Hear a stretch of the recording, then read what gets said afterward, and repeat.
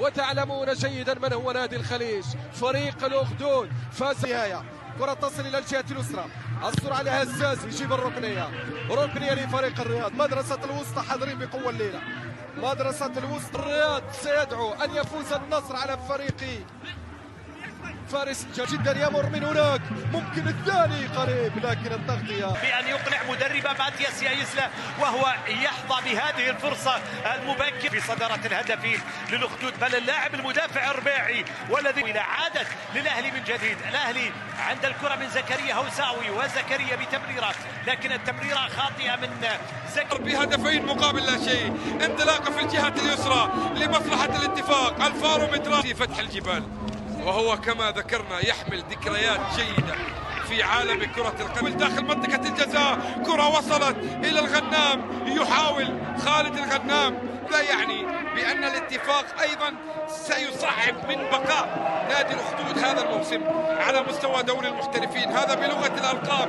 كريستيان باسودو في الجهة اليمنى يحاول لمصلحة الأخدود. حسين الأخدود في هذه اللحظات أيضا على مستوى المراكز الأخيرة، النجمة في المركز 18 بمأمن وعن البقاء هذا الموسم في دوري المحترفين.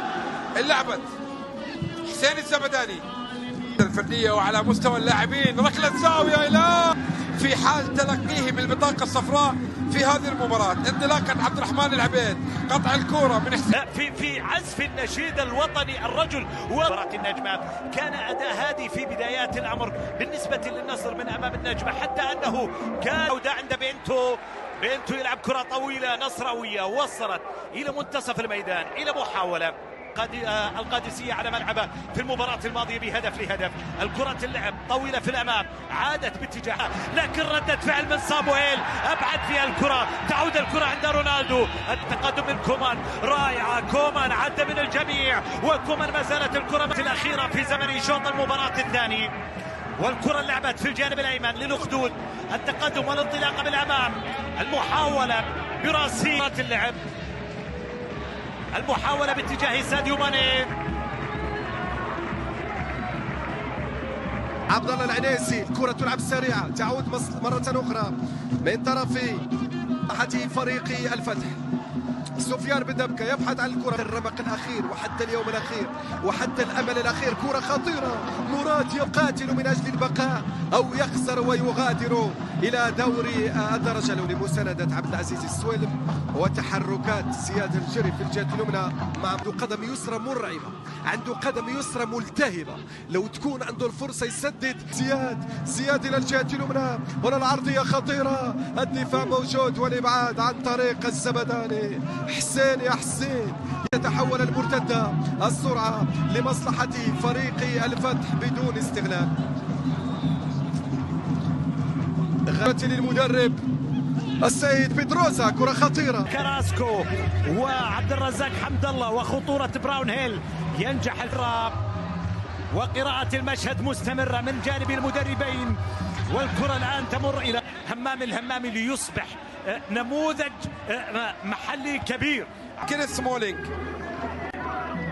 بالراس من جانب حسين على النجمة، وقبل ذلك خسارة 2-1 من الفتح، وقبلها كان خسارة تلعب داخل منطقة الجزاء بالراس في المرة الأولى، ثم بعد ذلك أيضا فيحاء اللي قادم من خسارة 3-1 من النصر، وقبل ذلك تعادل 1. يحاول في الجهة اليسرى المرور والتسديدة بعد ذلك، والكرة عرضية تأتي، ومن ثم بعد ذلك الكرة تذهب إلى خارج أرضية الملعب. راح يرجع لل4-4-2 لأنه كان يلعب 3-5-2 في شوط لصالح الفيحاء. ركلة زاوية لعبت داخل منطقة الجزاء، أبعدها الدفاع، عادت إلى فاشل ساكالا.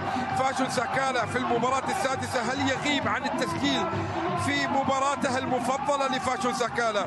فاشل ساكالا الآن في الطرف الأيمن، أبعدت حلول وعدم وجود الحضور الهجومي في هذه المباراة. ياسين بن زية، أنا أعتقد بأن الفيحاء هو الفريق الأقرب نادي الأخدود عاجز على شن هجمات على مرمى نادي الفيحاء.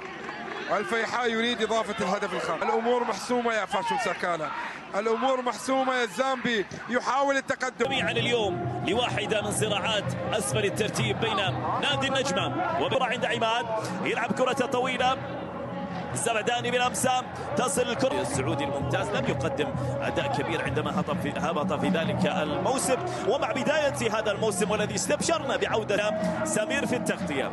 لازارو يلعب كرة حسين زبداني، استلام سمير كيتانو يتقدم بالكرة. القائد البرازيلي بتمريرة للأمام مقروءة من حسين، برافو حسين.